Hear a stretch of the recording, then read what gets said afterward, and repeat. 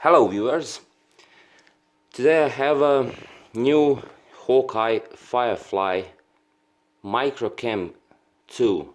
It's a micro action cam, and this is how it comes packed in the box.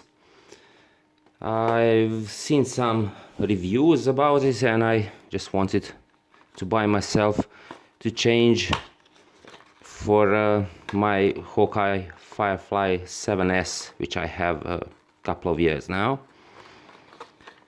Let's see what's in the box. Manual, quite tiny, English and Chinese, cables, Velcro, straps. This is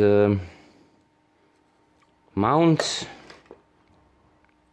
and this is controller for setting up the camera, and here it is, the camera itself. So as you can see, it's in silicone casing, which is good. I like that. You can see, maybe you cannot, there are two buttons. I will remove the silicone casing now so you can see actually how the camera itself looks like. Right, two buttons. One is for powering on and off, and one is for selecting the modes. Here is micro SD card slot. This is so-called mini USB port. It's not a micro USB port like on mobile phones, so it's different type of port. And reset button, and here is connection for this controller for setting up. Okay, this cable has that mini sort of USB port and standard USB port. It's the way how you're gonna charge this camera. And on the other side is standard video out. And of course, this is controller for setting up the camera. And that is one thing I actually do not like. I mean, today with all those action cameras, micro cameras, this type of setting up requires you to connect this video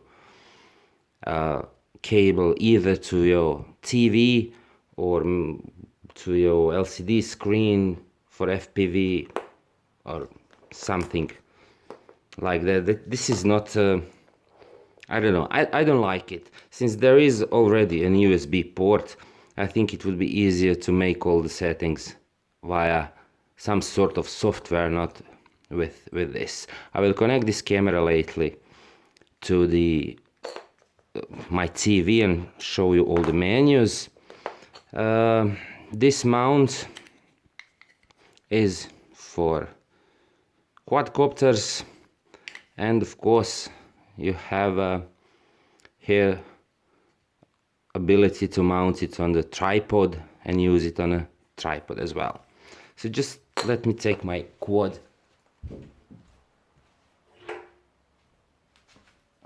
for a second, just to see how it would be. I mean, this is 5-inch quad, so it's a small quad. It will be quite enough space for putting the action camera on the quad. Now let's go through some specifications, of course. Since this is action camera, it means it has a resolution up to 2.5K at 30 frames per second.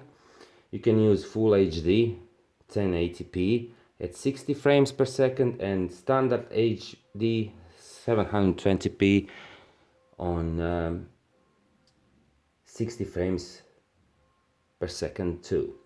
Micro SD card says use standard class 10, but I would not suggest that, since this is 2.5K. You need to use AHS U3 card. I would suggest to use U3 card if you're going to record it in the 2.5K or Full HD at 60 frames per second.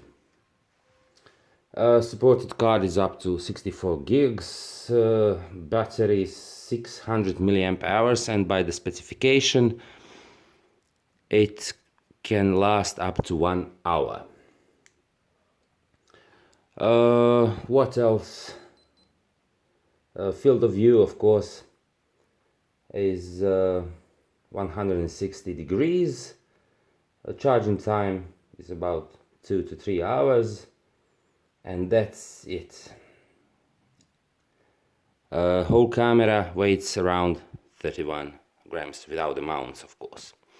So this is the power button, this is the mode button.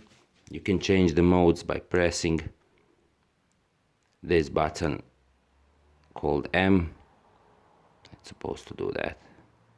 Or long press, yeah, long pressing goes between 2 video modes and 1 photo mode. This is photo mode. This is first video mode, red is second video mode. Start recording just by short pressing the power button, stop recording by short pressing the power button again. Long pressing the power button switches the device off. Okay, so it is good for smaller quadcopters, since its weight is only 31 grams. And now I'm going to connect this to my TV and show you some of the menus. This is, as I said before, this is the only thing I don't like about this camera. This setting could be much easier via USB, via some software like Mobius has, or any other action cam. This is not practical. But actually, once you made all the necessary settings, I don't think you're going to change it oftenly. So this is the thing I don't like. You have to use this for settings. By pressing the left button, you enter the menu. You have a video resolution, that's for the first mode, for the blue light. I set it up on 1080p at 60 frames per second. Pressing down video quality, video clip time, you can set that to up to 15 minutes. I don't need that. I will set it on to off. Looping video, I also don't need this. External voltage, that is for setting up. This small camera has some adapters which can be connected directly to your VTX, and you can use it as your primary FPV and camera as well, not just like action cam. It has a very low latency, and there are some adapter cables for this micro USB port, so you can use it as your primary FPV camera. Sorry. Video time lapse, I don't need that. Quick record, it can be turned on and off. Sound record is on, you can switch it off. Now microphone volume, default is 50%. You can change that to up to 100%. I will leave it just as it is. Metering, default is center. I changed it to multi. I think it's better picture with multi. Exposure is default 0.3. White balance, you have automatic, daylight, cloudy, fluorescent, and Hawkeye. Hawkeye is, I don't know, something proprietary. Color, natural, vivid, pale, I will just leave it. Natural effects, sepia, black and white, negative, that's it. Contrast, this is all by default values: sharpness, contrast and saturation. And this is one part of the menu. To reach the second part you need to go right with this controller, and here have some additional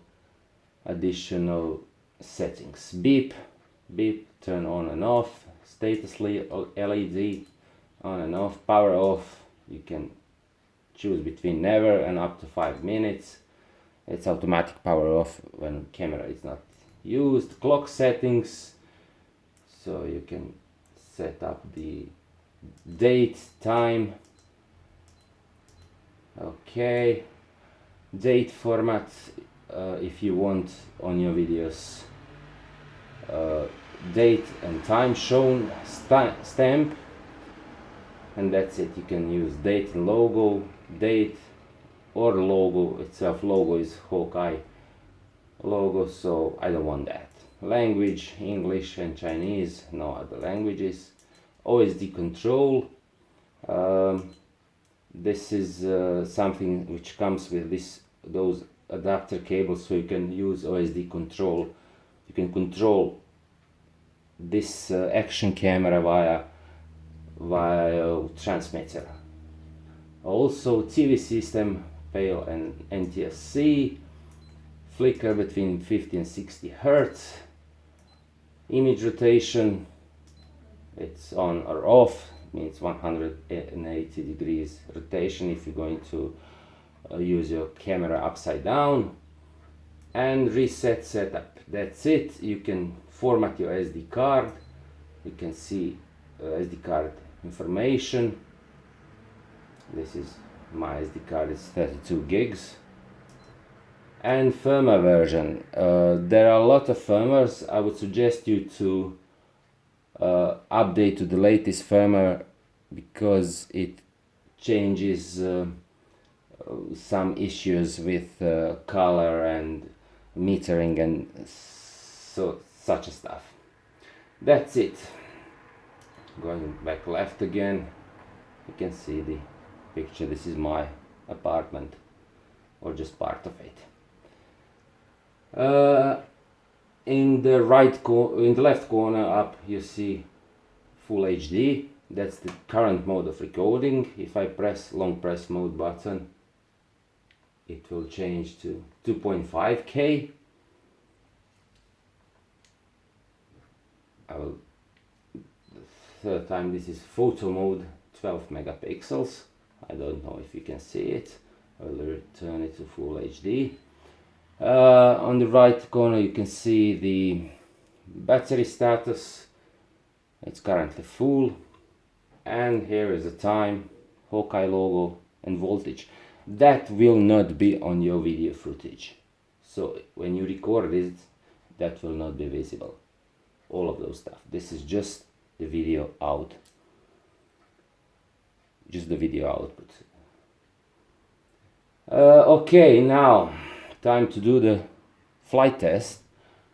I will record it in 2.5K at 30 frames per second, and just to see the quality of the recordings, of the video recording itself, and I will post it after this short review.